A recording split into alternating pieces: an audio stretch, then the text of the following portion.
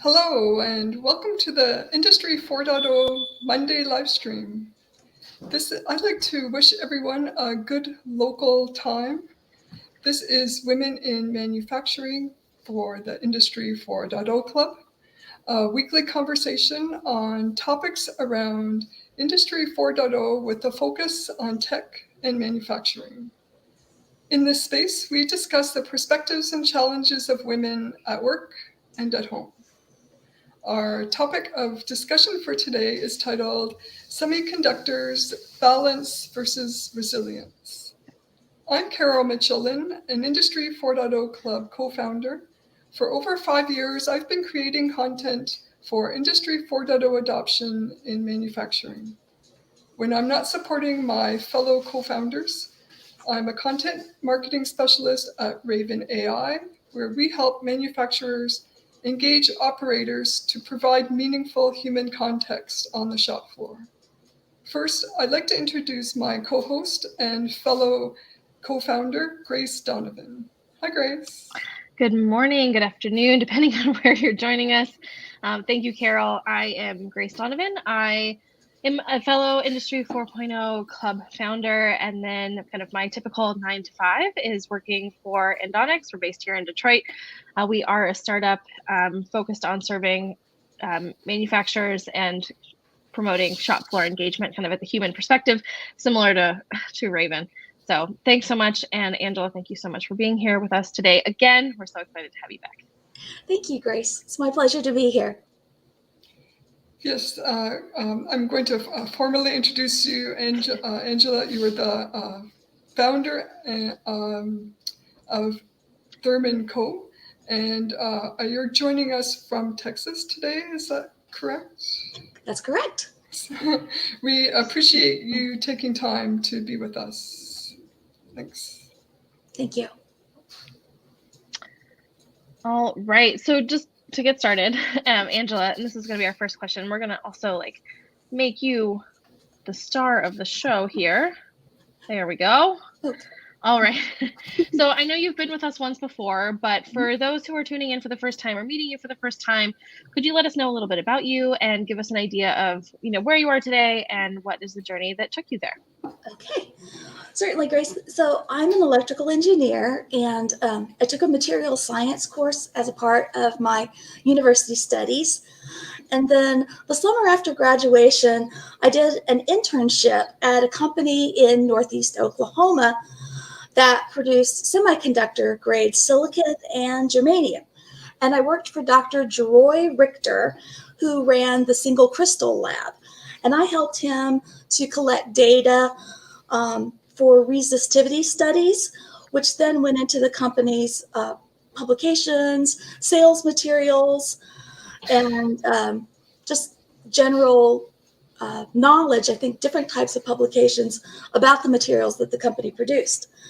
And today I own a consulting firm here in Houston that offers solutions for small to medium-sized organizations that need assistance with technical programs, program management, contract management, and supply chain management. Excellent. Thank you. Thank you, Angela. I have a quick question. When you were doing your internship, what was the sense of the semiconductor business at that time? At that time? Well, semiconductor businesses is always growing as our world becomes more and more digital. So this was back in the late 80s. And so even then, was very, very busy. And now it's even more so because everything in our lives has become more digital.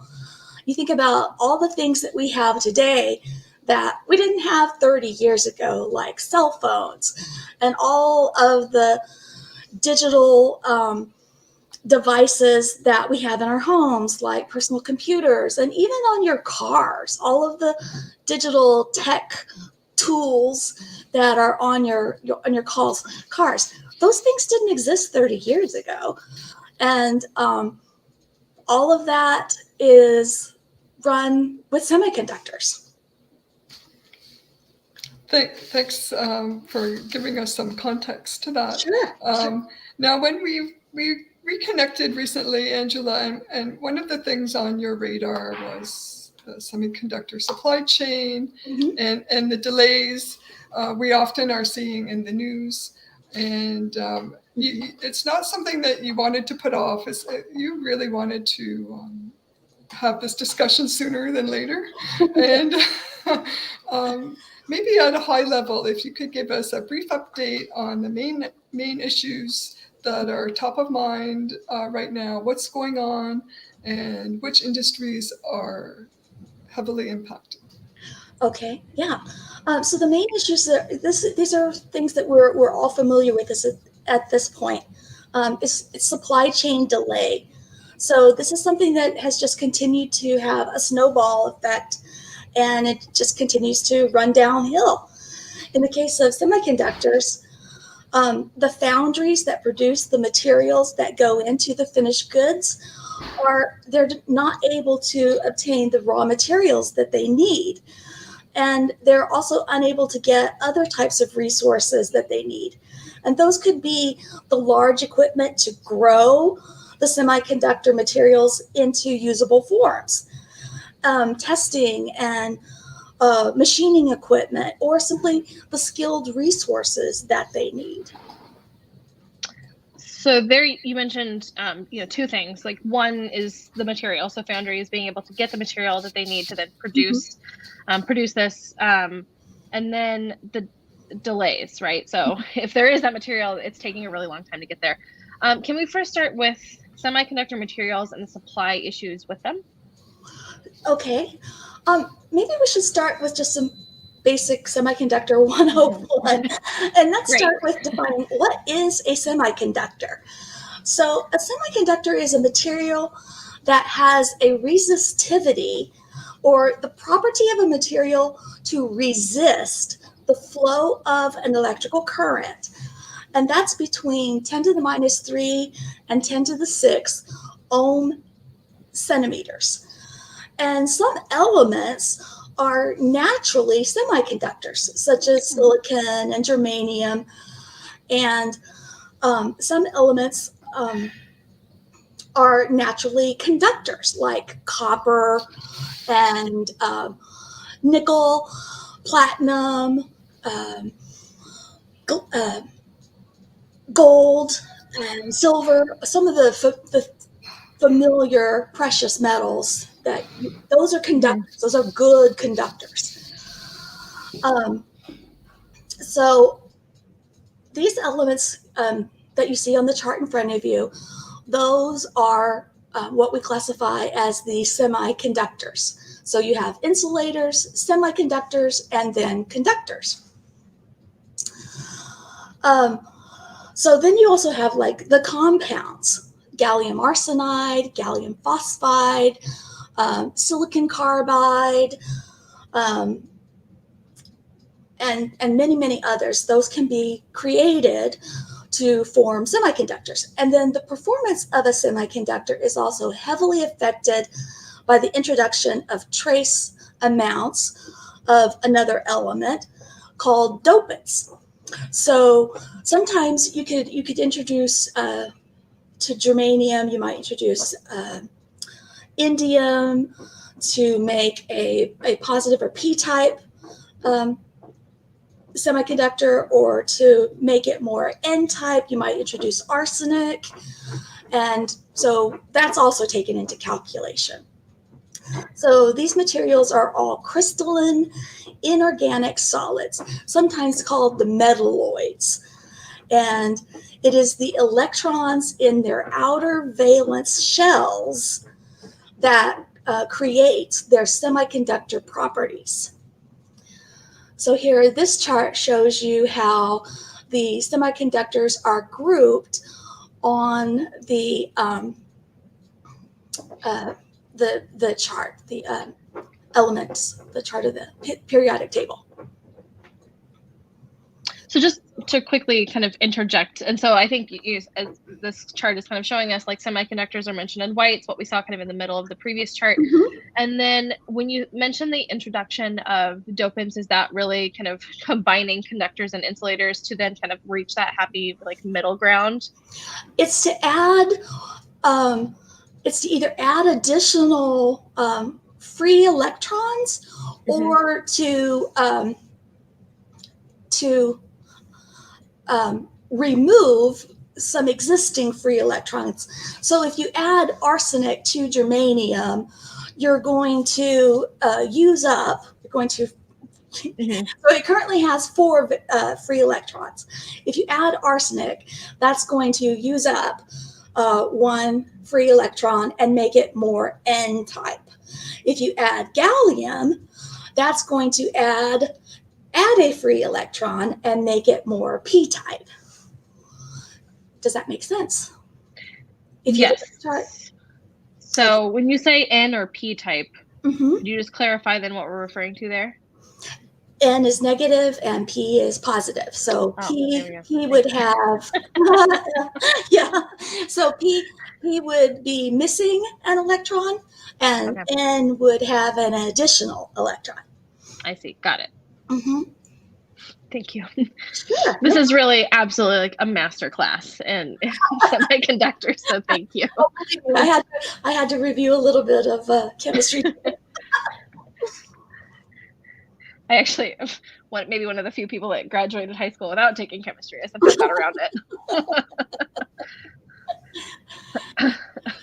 So that's germanium and silicon are probably 2 of the most common semiconductors, but there are many, many combinations or compounds that are also created to be semiconductors as well. Yeah, I think silicon is I think what most folks are, passingly familiar with as being associated with semiconductors and chips. Yes. Later in my career, I went back to work for that same company. And after I had worked for them for a few months, like I was a sales engineer, so I was selling this stuff every day. And after I had worked for them for a few months, I could not say the word geranium, the little red flower. Oh, yep. Because I said germanium, day after day after day. I feel like people would kind of understand you anyway. If you're at Home Depot talking about germanium, like they're probably going to understand that you're referring to the fiber. Exactly. Excuse me. Okay, so silicon it's by far the most widely used semiconductor material, and largely that's due to the fact that it is so widely available. It's easy to fabricate. It's got excellent electrical and mechanical properties, and silicon is the second most abundant element on Earth after oxygen. In fact, nearly 80% of the world's silicon stores are controlled by China. So regardless of whether the semiconductor is silicon, germanium, or some compound to be used for integrated circuits that go into all the goods that we know and want, these semiconductor materials must be very highly purified, typically through the growth of new crystals from crushed material that is melted down in a foundry. Okay, so now we've gotten to the foundry element, right? Yes. So how does getting this, so let's dive into how we get this material then to the foundries and what are some of the delays involved. So yeah, as Carol has the slide up, we're going to switch to the foundries here. So even though the silicon is so abundant, it has to be mined and extricated from the surrounding material before it can be processed into a semiconductor wafer. And since China controls so much of the silicon market and the restrictions that we have in place today, it is very difficult for the foundries to obtain the raw materials that they need. And so this slide shows you a 2020 report of the foundries, and you can see that by and large they are in Asia. I think that a lot of people in the U.S. would be surprised that Texas Instruments doesn't even make the list of top 10. And you can see that if the foundries can't get the raw material that they need, then productions of the wafer slows down or even comes to a halt. So this means no more integrated circuits, no more printed circuit boards, no more power supplies, and all those other products that rely on semiconductors. And all of those products then mean that the entire production of electronics, all those businesses are impacted. So I think, and we were kind of discussing this in our kind of prep session, but kind of the question around, why is there such a concentration of this material if it is the most abundant, or like the second most abundant element on Earth? Like, why does China have so much concentration of it? And you had a great response to that. So silicon, if you think about silicon being available like anywhere there's sand, basically, and China has a great store of it because of the Gobi Desert. But then you think about all the places that there are other large concentrations of sand, like the Middle East. Well, why can't we get the stores of silicon from the Middle East? Well, we probably could if they were interested in becoming exporters of silicon. But they have other interests, oil interests, for example. So they're not in the silicon business right now. Maybe we should help get them interested in becoming exporters of silicon. Yeah, and I think just doing like a little research as well. I know this is like an industry as well with like a lot of barriers to entry. Certainly, yes, being a provider of this commodity, I think people would welcome that, especially with the shortages that we've seen. But it is certainly a tough industry to get into. It's got a lot of like very tightly closed doors. Yes. But just even being here in Detroit, like, the auto capital of the U.S., and there's just lots full of cars that are waiting for chips. It's like it's been a very common sight over the past 2 years. Yes. If we were to go to a car lot, even here in Houston, and it had more than 100 cars, I would be shocked. And a lot of it has to do with the inability to get the semiconductor-based products that are needed in auto manufacturing right now. Yeah. Okay. Thanks, Grace and Angela. I wanted to steer back to the title of our conversation today: balance versus resilience. And the topic actually came from an interview recently with the CEO of Intel, and he was talking about semiconductor delays, and specifically about the chip bill. And for anyone who wants to see that interview, we have the link in the comments for the event. But I wanted to know, Angela, what your thoughts were on the interview. If you agree with a balanced approach is maybe more ideal than a resilient approach to the supply chain. Well, what were your first thoughts? Well, I thought that was a really great interview, and it really emphasized how the semiconductor industry in our economy, and also how it's so important to our national security, which I don't think a lot of people think about that. But I'm not sure that I agree with his analysis and the description of a balanced supply chain.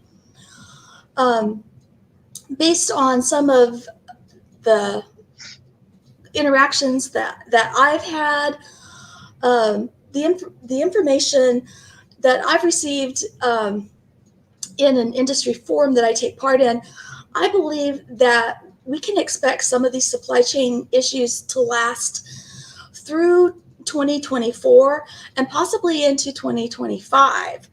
So I think that it would be ideal to have a balanced supply chain. I think that that's a good term, but I don't think we're anywhere close to that. And I think that his representation that we could achieve a balanced supply chain within 18 months is a little bit optimistic. And maybe we'll just have to wait and see, time will tell. But I do think it's important to realize that some of their conclusions were based on the fact that we have to get funding. The CHIPS Act has to pass, and then you have to think about the conditions for these factories. So this is a lot of capital expenditure. The equipment to develop or to grow these crystals and create the wafers that become the chips. This is very capital intensive, and this is in a clean room environment. Mm-hmm. So you just don't throw up these buildings in 6 months and start production. That doesn't happen. So Now, the construction of these plants is going to take a very long time.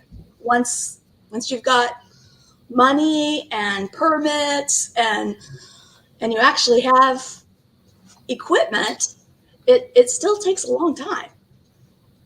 now he mentioned, the CEO mentioned that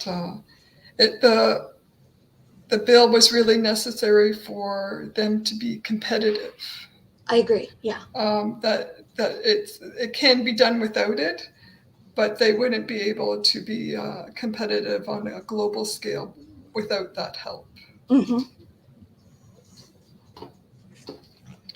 Okay. Now, do you think it's too late to talk about mitigating risk in the supply chain, or are there still some things that can be done?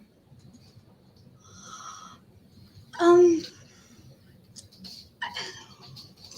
think that there are some things that can be done. I think that there are some things that have to be done, or else we're going to continue down a downward spiral, which we don't want. So yes, we definitely need to start work now so that it doesn't continue to get worse. Now, this is similar to some news that you shared on LinkedIn last week. Mm-hmm. Was the news from the state of Texas about a semiconductor company out of Taiwan, Hsinchu, Mm-hmm. and that they have plans to build a silicon wafer factory in Sherman, Texas. Yes. And I guess to put this into perspective, they're planning to build a $3.2 million square foot silicon wafer factory. And they're expecting this to be one of the largest facilities in the world, the largest in the US and one of the largest in the world. Did this announcement catch you off guard?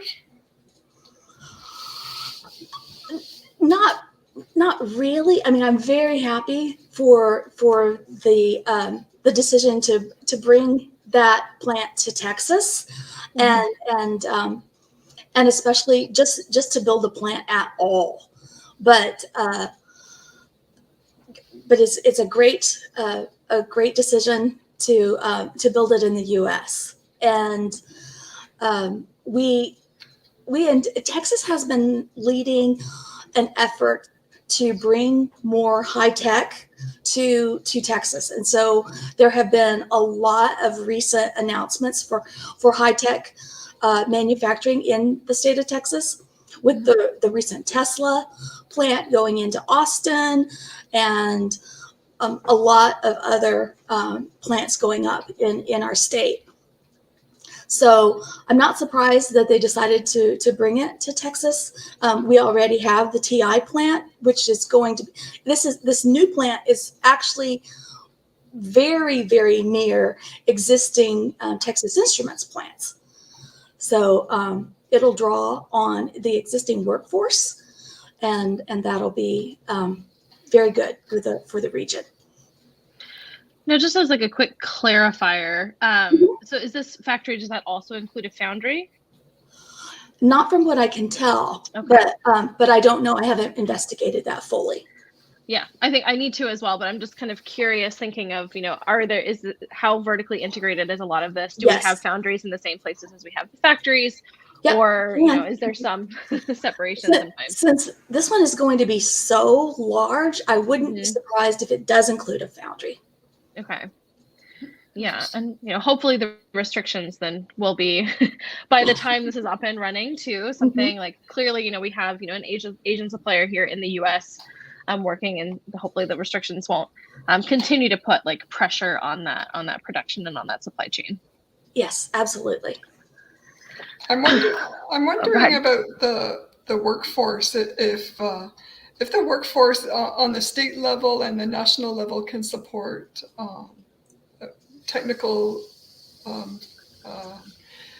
roles like this. That is an excellent question. Yes. I think that we'll get there. Yeah. I think I know that the Texas Workforce Commission has an excellent history and for creating programs specifically for this kind of thing, and they've got the lead time to begin to train upskill the workforce that we have. So, and as you mentioned, like Texas Instruments is there, so there is already some kind of concentration or base, or at least like relative like regional familiarity with this industry, right? Yes, absolutely. Geography in this day and age, geography still very much matters. Like how talent is distributed, but as you mentioned, like there's plenty of lead time, and I think this is certainly something.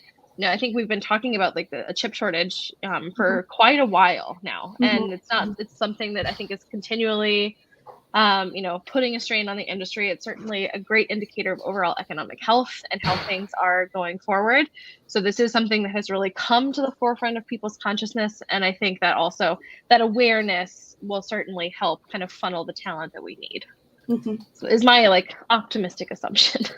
But one plant in Texas is not going to solve all of our problems. No, it won't. But it's a support. Do you think the materials shortages will be resolved by then? And if not, do you think that could have any impact on the production levels? That's a really good question. I pray that they'll be solved, but we've got to look for alternate sources. We can't have China control 80% of the silicon pipeline, if you will. We've got to find alternate sources. Yeah, that sounds like a whole chapter in and of itself. Really getting into geopolitics there as well. Yes, we really are. So, kind of also thinking of, around the title of this room, balance versus resilience. I think, one thing as we look at, and this kind of brings us up because we were also discussing kind of the labor pool that we have to address this industry. And a couple weeks ago, as women in manufacturing, we've had this discussion a fair amount, but we reviewed a recent report from Deloitte that really focused on the workforce, specifically women. And one of the stats that we reviewed that really has like stuck with us is that 1/3 of women who have taken time off work because of mental health challenges, so like 30% or 33% have done that, but very few, only about 43% feel comfortable like talking about these challenges in the workplace, especially when it comes to like balancing workload, and then how resilient can you really be after so many years and like a lot of stresses. And so we were focusing on burnout. And there's definitely a lot going on in the supply chain, and we're all very visible with multiple projects. So I just see a lot of like different ways that these two topics connect, one being very much an industrial challenge, and then one being like a challenge kind of on the personal side. So how do you work on maintaining a work-life balance for yourself and those around you, kind of like from where you're sitting? Well, thank you for asking that, Grace. So this is very important to me. And I have been working from home for Mhm. over 6 years before the pandemic even started. So I didn't Trailblazer.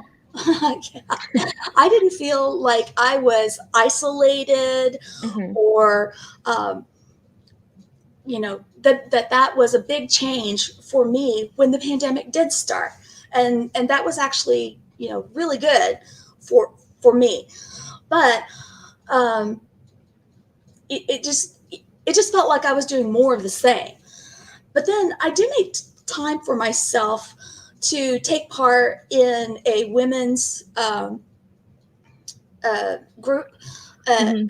um, for my own mental health and self care, and I do that every week. And then I also make sure I take time to connect with a couple of really good friends virtually every couple of weeks, just because we're geographically distanced.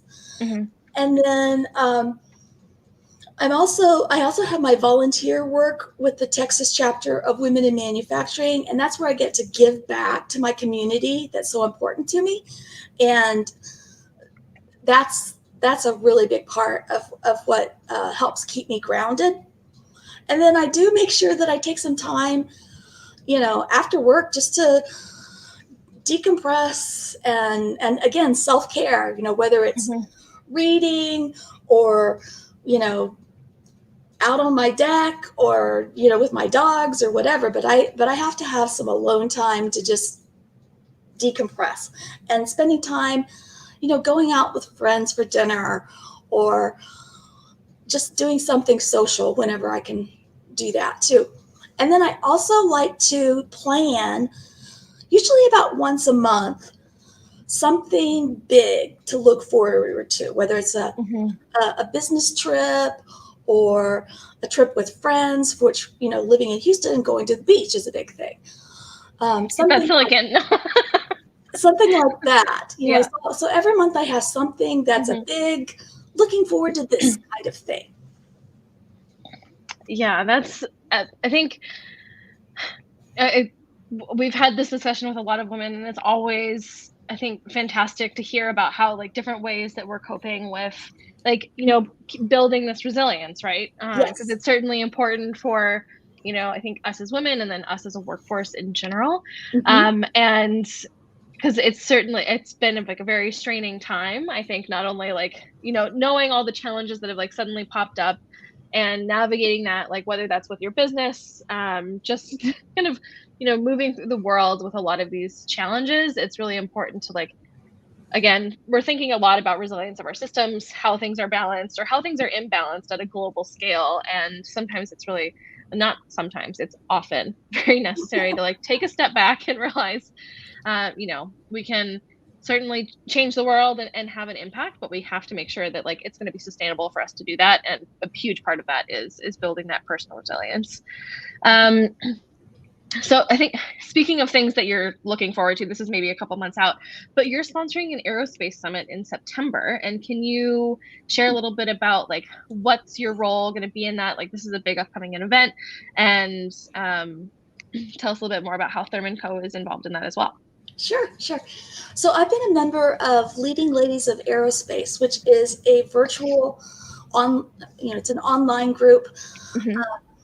that's that was founded by Fiona McKay and then her right hand lady, Joanna Boatwright, um, practically since its inception. And I sponsored the summit last year and just was thrilled with the outcome. And so it's a virtual event again Hmm. coming up in September. And I'm just delighted to sponsor the event again. Um, Fiona always provides so much value to her members, Hmm. and there will be a number of speakers. Everyone just will get so much out of this event. I'm just delighted to be a part of the organization and to do whatever I can to sponsor and bring attention to women in aerospace. So I'm very happy to be a part of that. And Yeah, that's awesome. Sorry, go ahead. You were going to say I was something just else? to say, so Leading Ladies of Aerospace also has monthly events like leadership labs, mastermind groups, and other things like that. And so I was really delighted that Fiona asked me to be a panelist at an upcoming event. So looking forward to that too. Yeah, I was going to ask you if you could share a little bit more. So for those in the audience that, are involved in the aerospace industry that are also women, how is this similar to women in manufacturing, like that you're a part of in Texas? And then how is it really different specifically for women in aerospace? Like, just love to learn a little bit more about it because I wasn't familiar about it or with it until today. So. Well, it's a virtual group. It's a LinkedIn group called Leading Ladies of Aerospace. And so everything is done virtually, and it's you just send in, you just request to join the group, and all the content is posted within LinkedIn. Yeah. So excellent. Well, definitely would encourage anyone to go check that out. We'll follow up with, links and everything in the post. And then if folks want to attend this aerospace summit, would they go to the LinkedIn page to register? Absolutely. Yes. Okay. You could get the information there. Yes. Okay. Great. We want to make sure that we're pointing people in the right direction because these communities can have like such a, a positive impact. And I speak from my own experience just with the Industry 4.0 Club and like how it has really, especially in like the remote environments where we're often like physically distant, I have had the good luck now that, we're beginning to go back into person to meet a lot of my fellow co-founders. I have yet to meet Carol. That is still coming in person, of course, right? But these online communities have been just really fantastic. And so just would encourage everyone to like reach out, especially if you're feeling like alone and isolated. Like it can be a real fantastic resource, especially with it's like related to industry. And then again, with a focus on like, supporting fellow women. So I think that's really fantastic. So thank you very much for sharing that. Of course. So, Angela, I think you've done this before with us. Usually near the end of one of our conversations, we do a recap and have some final thoughts and takeaways to share with each other and those who are watching or listening in. And we'll give you the last word. So maybe Grace, if you could give us your final thoughts. So just as like a quick, takeaway, I came into this also, not knowing a whole bunch about semiconductors. So Angela, thank you for this masterclass. It has been, very interesting. Certainly learned a lot more about, I think something that a lot of folks are maybe like passingly familiar with, but as soon as you're pressed on like, tell me a little bit more about that, everyone draws a blank, or at least I would. So I think it's what really, really stood out for me, I think, is how pervasive this really is, and just learning a little bit more about the intricacies, there we go, of the supply chain of this market, what the dynamics are, how tightly, like the big barriers to entry that it has, some of the, again, the challenges around kind of getting that material, why, even if it is so common, is it hard to come by? And then I think, I would certainly encourage everyone to go, do some additional research around the CHIPS bill that's currently being debated right now. I think this is also excellent additional context for us to understand a little bit more about the consequences of that proposed legislation here in the US. So thank you very much for that.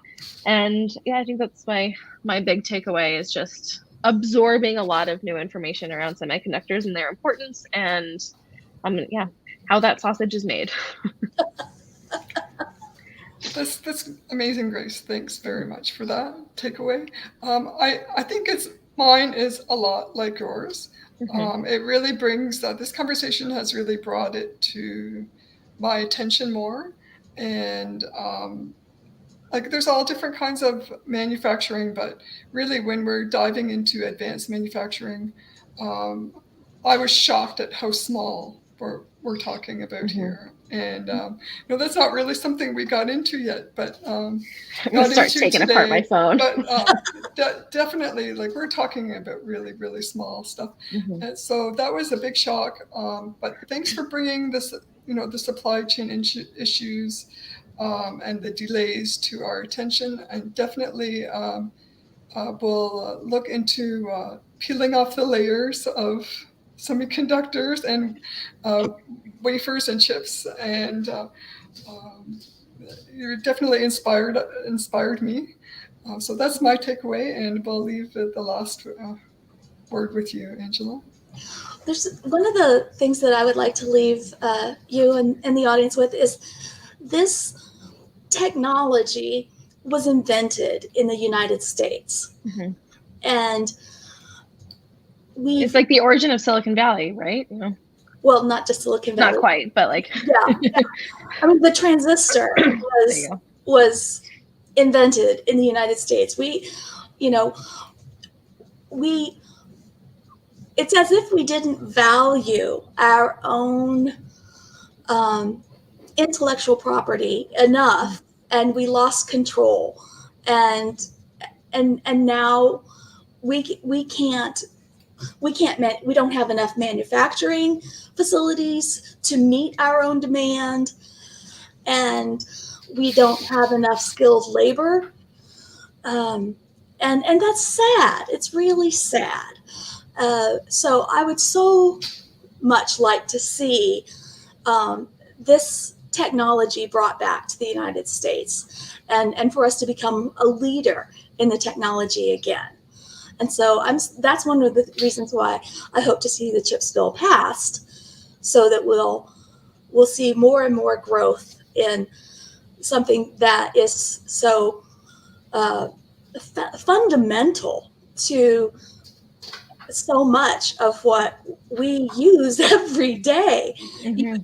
There's almost nothing I can touch here at my desk that doesn't have semiconductors in it. And it would be really heartwarming to see this technology restored to the U.S.